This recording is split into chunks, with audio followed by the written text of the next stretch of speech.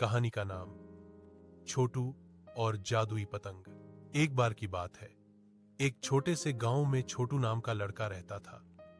छोटू को पतंग उड़ाना बहुत पसंद था, लेकिन उसके पास अपनी पतंग कभी नहीं होती थी।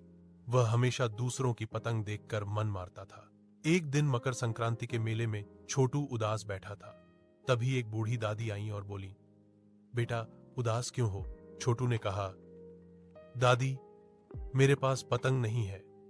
दादी मुस्कुराई और अपनी झोली से एक पुरानी फटी हुई पतंग निकाली। ये ले बेटा, ये कोई साधारण पतंग नहीं है। जब तू इसे सच्चे मन से उड़ाएगा, ये तेरी एक इच्छा पूरी करेगी। लेकिन याद रखना, सिर्फ एक।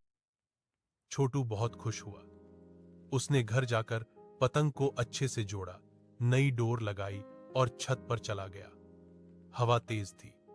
उसने पतंग उड़ाई और जोर से चिल्लाया, उड़ जा मेरी पतंग, आसमान छू ले। पतंग ऊंची और ऊंची उड़ने लगी। अचानक उसमें से रंग बिरंगी चमक निकली। पतंग बोल उठी, हां, सच में बोल उठी। छोटू, तेरी इच्छा बता। सारे गांव के बच्चे हैरान रह गए। छोटू सोच में पड़ गया।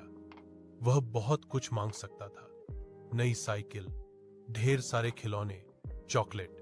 लेकिन उसने देखा कि गांव के सारे बच्चे उदास हैं क्योंकि उनकी पतंगें कट गई थी। छोटू ने मुस्कुराकर कहा, मेरी इच्छा है कि मेरे गांव के हर बच्चे के पास अपनी अपनी सुंदर पतंग हो। पतंग ने जोर से चमकते हुए कहा, तथास्तु। और देखते ही देखते आसमान में सैकड़ों रंग बिरंगी पतंगें उड़ने लगीं। हर बच्चे के हाथ में उसकी पसंदीदा पतंग आ गई। कोई डोरेनमा, कोई कारतूस, कोई ड्रैगन वाली, कोई तितली वाली। सारे बच्चे खुशी से नाचने लगे। छोटू की पुरानी पतंग धीरे धीरे नीचे आई और फिर से साधारण पतंग बन गई।